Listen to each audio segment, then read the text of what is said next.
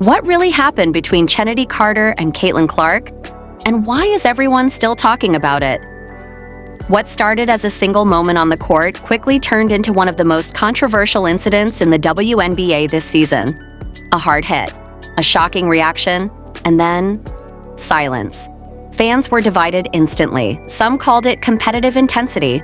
Others called it completely unnecessary. But no matter which side you were on, one thing was clear. This wasn't just another play. Then came the aftermath, reports of disciplinary action, debates across social media, and questions that just wouldn't go away. And now, Chennedy Carter has finally spoken.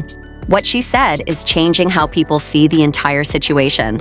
Was it intentional? Was it misunderstood? Or is there more to this story than we've been told? Let's break it all down.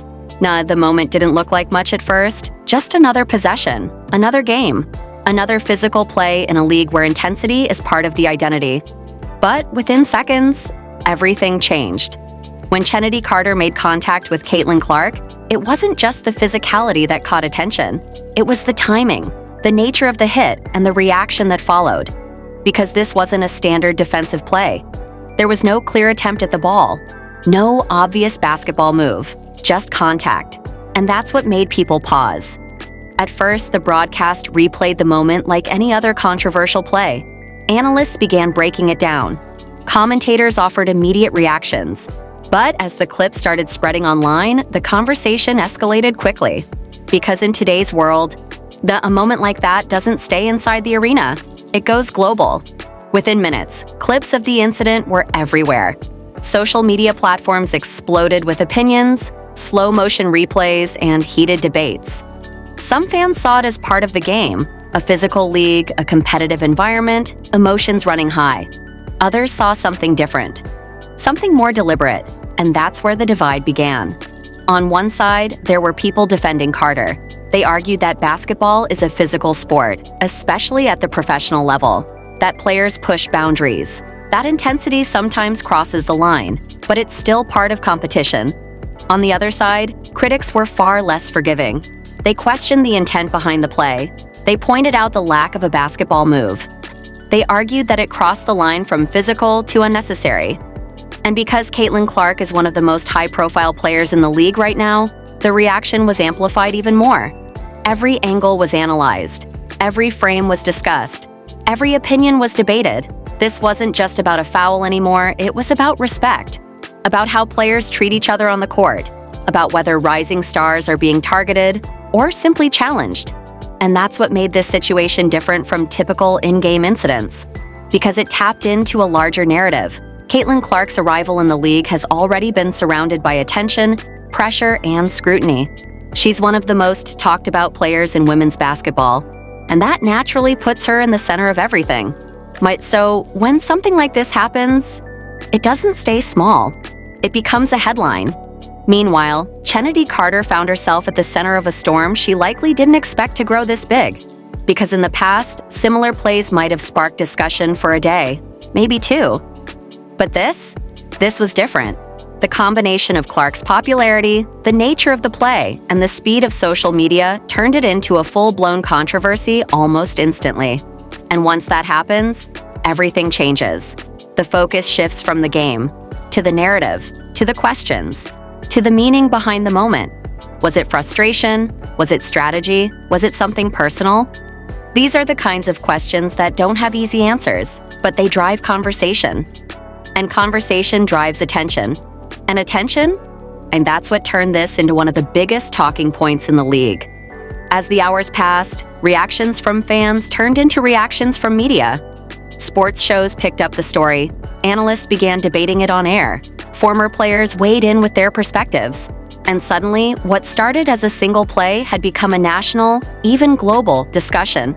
Because it wasn't just about what happened, it was about what it represented.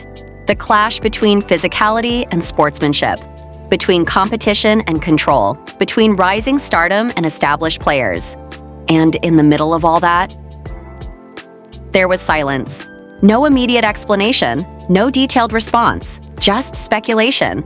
And when there's silence in a situation like this, people fill the gaps themselves, with opinions, with theories, with assumptions.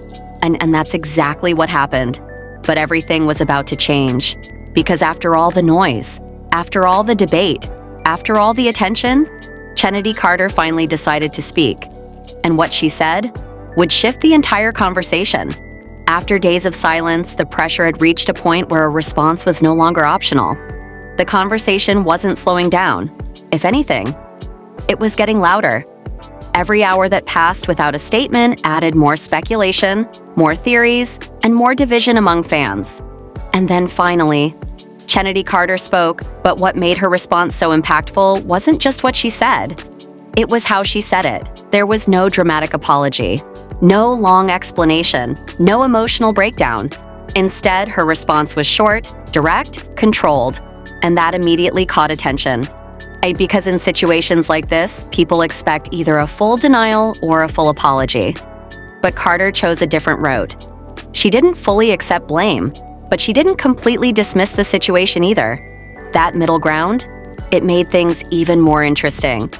From her perspective, the play was part of the game, a physical moment, a competitive reaction, not something that should be blown out of proportion.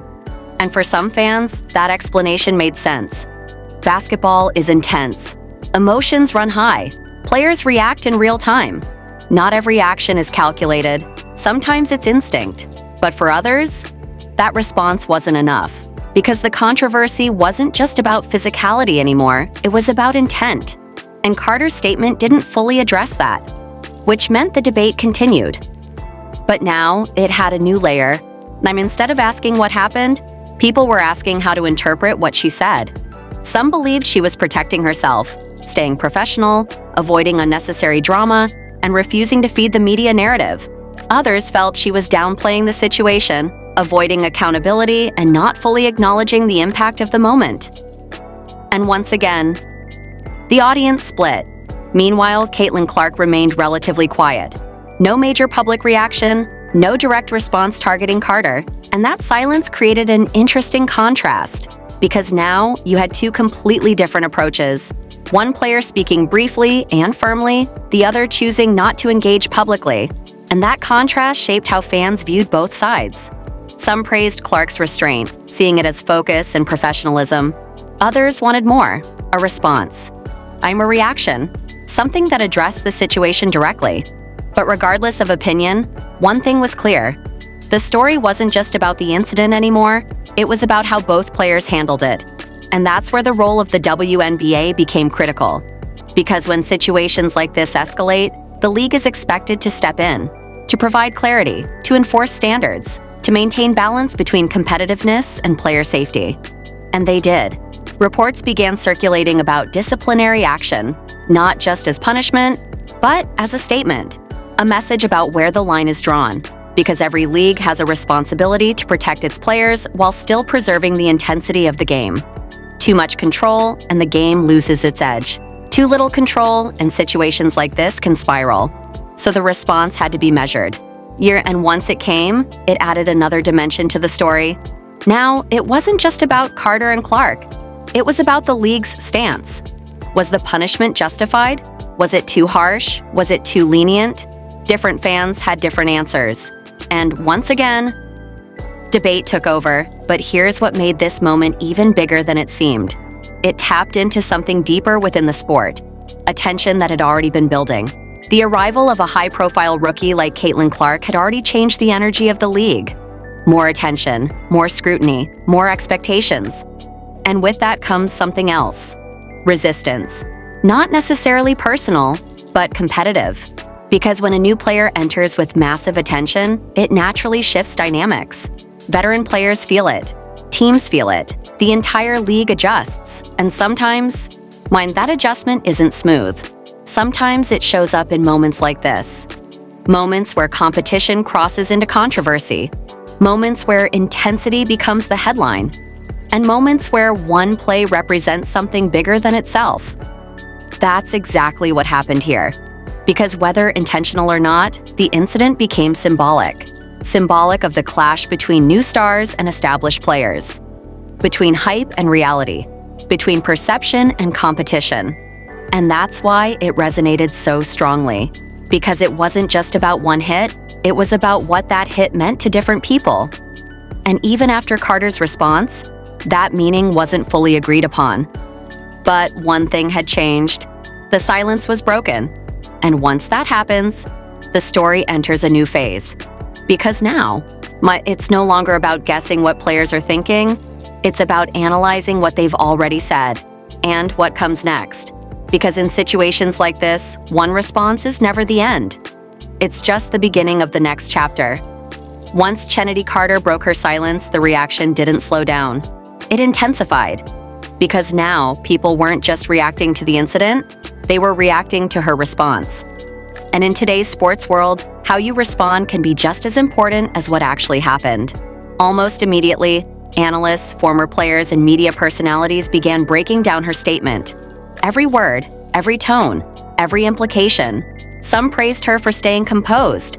They saw her response as controlled, professional, and focused on moving forward rather than feeding controversy. In their eyes, she didn't owe anyone a dramatic apology or a long explanation. She said what needed to be said and kept it pushing. But others weren't convinced. They felt something was missing.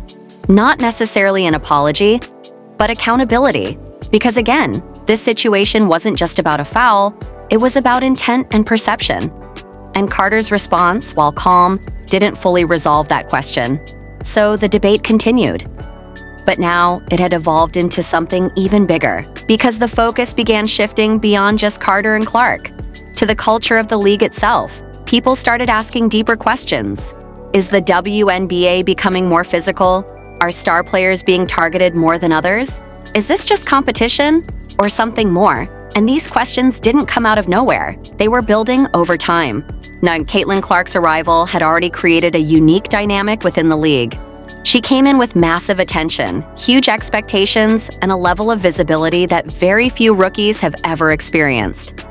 That alone changes things, because when one player receives that much attention, it naturally creates pressure, not just on her, but on everyone around her. Every game becomes bigger. Every matchup feels more intense. Every interaction gets analyzed. And in that kind of environment, even small moments can turn into major headlines. That's exactly what happened here. What might have been a routine physical play in another context became a defining moment because of who was involved. On one side, you had Caitlin Clark, the face of the league's new wave of attention. On the other, and you had Chennedy Carter, a talented player trying to compete, perform, and establish herself in that same space. And when those two forces collided, the reaction was inevitable. But here's where things get even more interesting, because as the conversation expanded, more players began to subtly weigh in. Not always directly, not always with clear statements, but through interviews, social media activity, and tone. Some emphasized toughness, others highlighted respect. A few focused on the competitive nature of the game. And while no one was explicitly taking extreme sides, you could feel the underlying tension. Because this wasn't just about one incident anymore, it was about identity. What kind of league is the WNBA becoming? Is it a league defined by skill and finesse, or one that embraces physicality and edge? Can it be both? And where is the line drawn? These are not simple questions, and they don't have simple answers. Because every player sees the game differently, every fan interprets moments differently, and every situation adds another layer to the conversation. Meanwhile, the media continued to amplify everything. Segments were dedicated to the incident, debates filled entire shows. Headlines kept the story alive, because controversy drives attention, and attention drives coverage. That cycle kept the situation at the center of the sports world far longer than most in-game incidents would last. At the same time, the league's decision, whatever form it took, remained a key part of the narrative. Because discipline isn't just about punishment, it's about messaging. It tells players what's acceptable, it tells fans what the league stands for, and it shapes how future situations will be handled. So naturally, people analyze that too.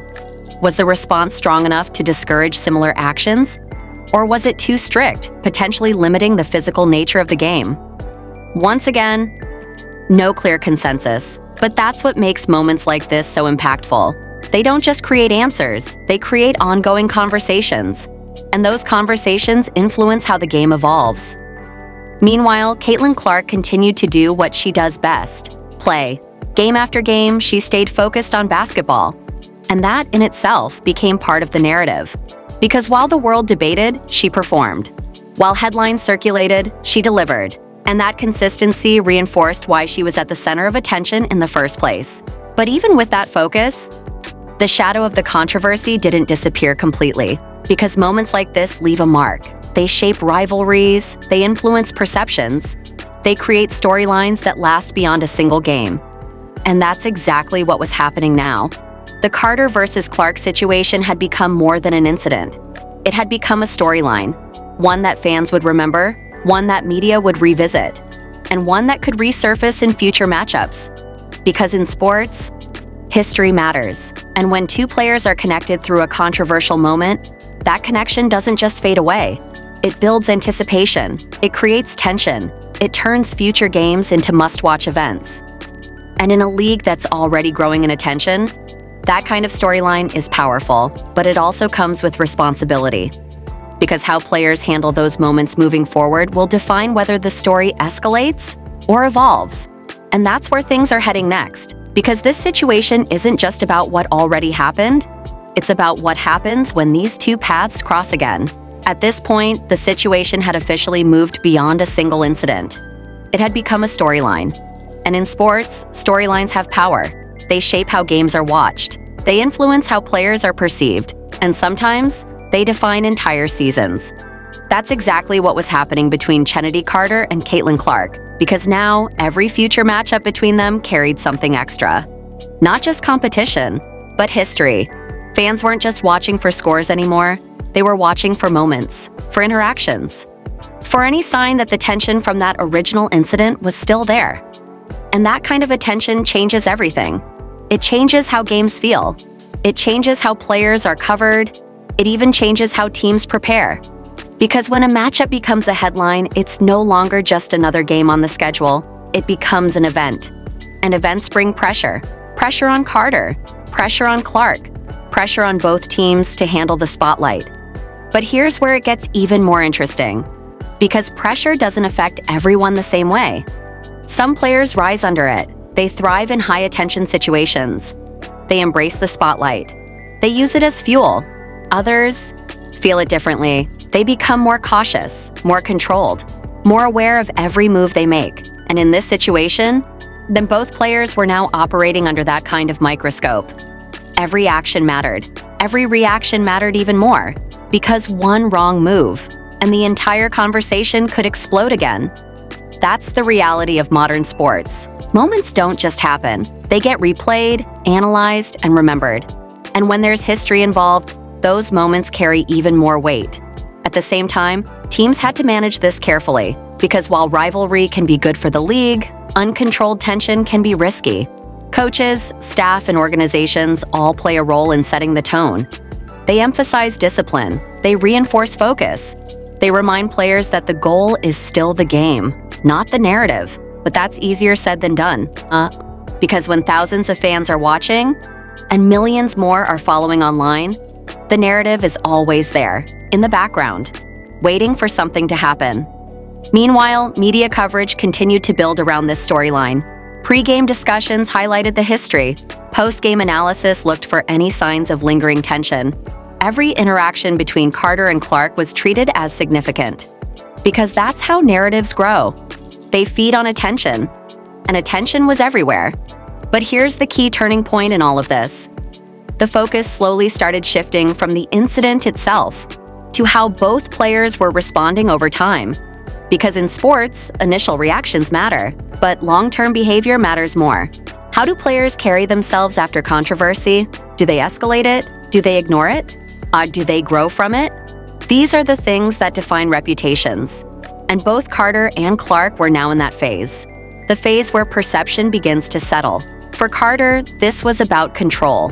About showing that she could compete at a high level without being defined by one moment. About proving that she's more than a headline. And that's not easy, because once a player gets labeled in a certain way, it takes time and consistent performance to shift that perception. For Clark, it was about resilience, about continuing to perform despite the attention, about staying focused while being at the center of multiple narratives at once. And that's a different kind of challenge. Because being the most talked about player means you're constantly under scrutiny. Every game, every play, every interaction. And how you handle that defines your presence in the league. But beyond the individual level, this situation also had a broader impact. It added energy to the league. It created engagement. It gave fans something to talk about beyond just wins and losses. And while controversy isn't always positive, it does bring attention. And attention, when managed correctly, can lead to growth. That's the balance the league is navigating right now. Encouraging competition, allowing intensity, but maintaining respect and control. Because that balance is what keeps the game both exciting and sustainable. At the same time, younger players entering the league are watching all of this closely. They're seeing how situations like this unfold, how quickly moments can go viral, how responses are analyzed, how narratives are created. And that awareness will shape how the next generation approaches the game. Because now, it's not just about playing well, it's about understanding the environment you're playing in. An environment where every moment can become a story, and every story can influence your career. That's the new reality.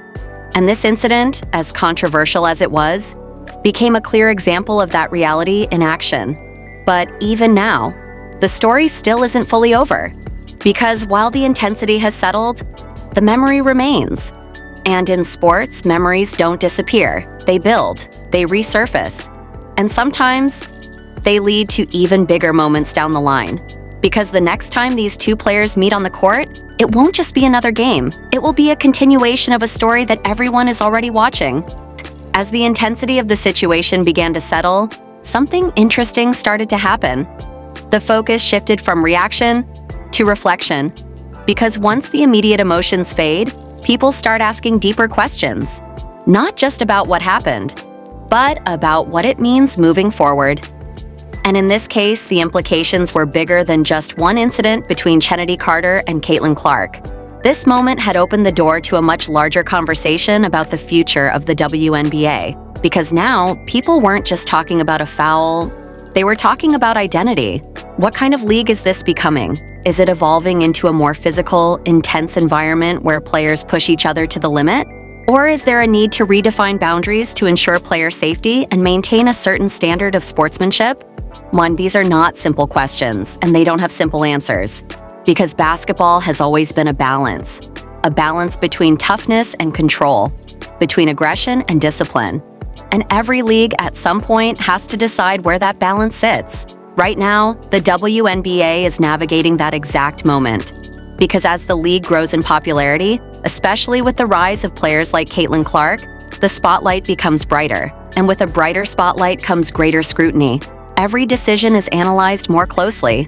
Every incident carries more weight. Every response matters more than before. That's the reality of growth. And this situation highlighted it perfectly. Because what might have been considered a routine physical play in a less visible environment became a defining moment under a global spotlight. That's the difference attention makes. It amplifies everything. At the same time, players across the league are learning in real time. They're understanding that the game is no longer just about what happens on the court.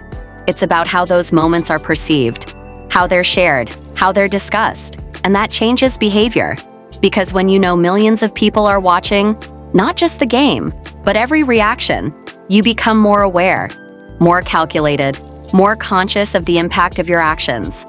That doesn't mean the game becomes less competitive, but it does mean that players have to navigate competition differently, smarter, with more awareness of the bigger picture. And that's a shift that's happening right now. Meanwhile, the league itself is also evolving. Because situations like this don't just disappear, they influence future decisions.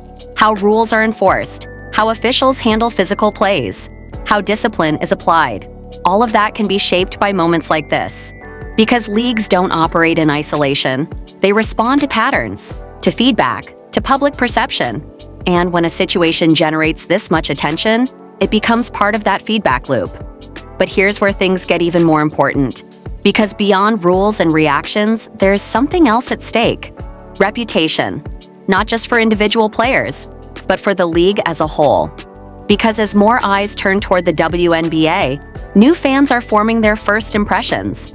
They're learning what the league represents, its style, its culture, its identity. And moments like this play a role in shaping that perception. But that's why balance is so important, because the league wants to showcase intensity and competitiveness, but also professionalism and respect. It wants to grow, but grow in a way that strengthens its foundation. And that's the challenge, because growth brings opportunity, but it also brings pressure. Pressure to perform, pressure to represent the game well, pressure to handle situations correctly. And that pressure isn't just on players, it's on everyone involved. Teams, officials, league leadership, all of them play a role in how moments like this are handled and remembered. Meanwhile, fans are becoming more engaged than ever, not just watching games, but analyzing them, discussing them, debating them in real time. And that engagement is powerful because it means people care, but it also means narratives can grow quickly, and sometimes faster than the facts themselves. That's exactly what we saw in this situation. A moment happens, it spreads instantly, opinions form immediately, and before there's even time for full context, the narrative is already moving. That's the modern sports landscape, and it's something every league has to adapt to, because controlling the game is one thing, but controlling the narrative, that's much harder, and often impossible. So instead, the focus shifts to managing it, responding effectively, communicating clearly, and maintaining trust with the audience. And that's where the real long-term impact of this situation lies. Not just in what happened, but in how it was handled, because that will influence how similar situations are approached in the future. It sets a tone, a precedent, a standard, and those standards shape the direction of the league. But even with all of that, there's still one final piece to this story, because beyond the league, beyond the players, there's something even bigger: the future, and how moments like this contribute to where the game is heading next. At the end of it all, after the debates, the reactions, the statements, and the silence, one thing becomes clear. This was never just about one play. It was never just about Chennedy Carter or Caitlin Clark. It was about what happens when the game reaches a new level of attention. Because that's what we're seeing right now. The WNBA is growing fast. More fans, more coverage, more expectations. And with that growth comes something unavoidable: pressure.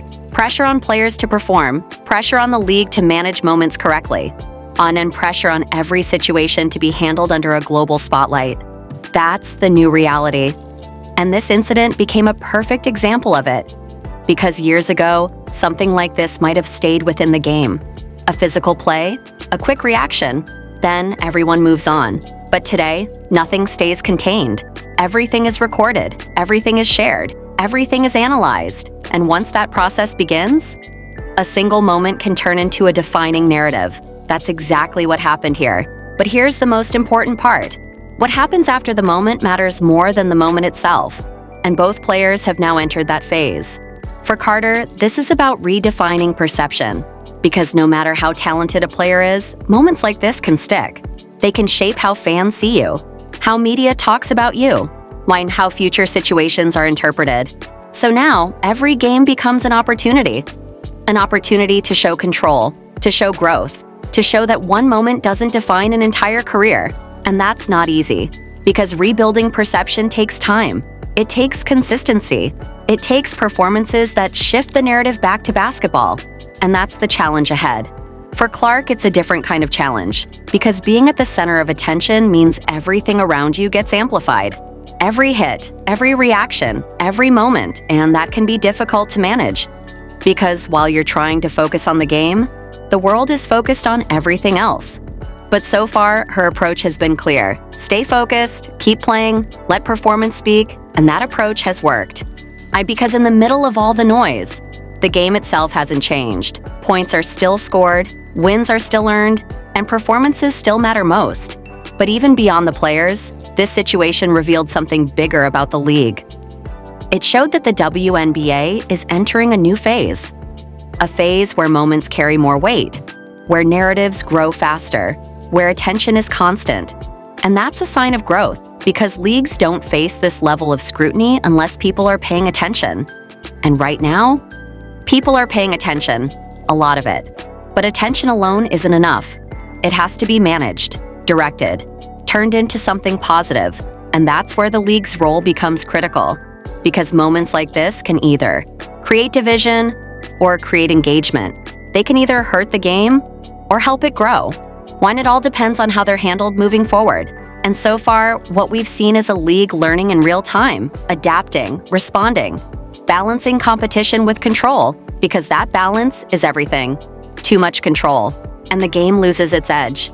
Too little, and situations can spiral. So finding that middle ground is key, and this incident pushed that conversation forward. But here's where everything comes together. Because beyond all the debate, all the controversy, and all the attention, there's one undeniable outcome. More people are watching, more people are talking, more people are invested. And that matters, because at the end of the day, sports grow through attention, through moments that spark conversation, through stories that keep fans engaged, and whether positive or controversial, this was one of those moments. And it brought eyes to the game, it created discussion, it added intensity to future matchups. And it reminded everyone that women's basketball is evolving, fast. So yes, Chennedy Carter broke her silence. Yes, the incident created controversy. Yes, the league had to respond. But the bigger story is what comes next, because this isn't the end of anything. It's a turning point, a moment that will be remembered, a moment that will shape future interactions, and a moment that shows just how much the game has grown. Because when a single play can create this level of attention, you know something bigger is happening. And that something is the future of the game. So now it's your turn. What do you think really happened? Was it just a physical play in the heat of the moment, or did Chennedy Carter cross the line against Caitlin Clark? Drop your opinion in the comments, because this debate is far from over. If you want more breaking stories, real analysis, and viral moments from the world of basketball, make sure you hit that like button, subscribe, and turn on notifications so you never miss what's next. Share this video with your friends, and let's see who really understands the game beyond the headlines. Because in today's sports world, it's not just about what happens on the court, it's about how the story is told. Hashtag Caitlin Clark, hashtag Chennedy Carter, hashtag WNBA, hashtag basketball drama, hashtag sports news, hashtag breaking sports, hashtag WNBA, fans hashtag basketball talk, hashtag viral sports, hashtag sports debate at WNBA, at ESPN, at Bleacher Report, at SportsCenter, at NBA.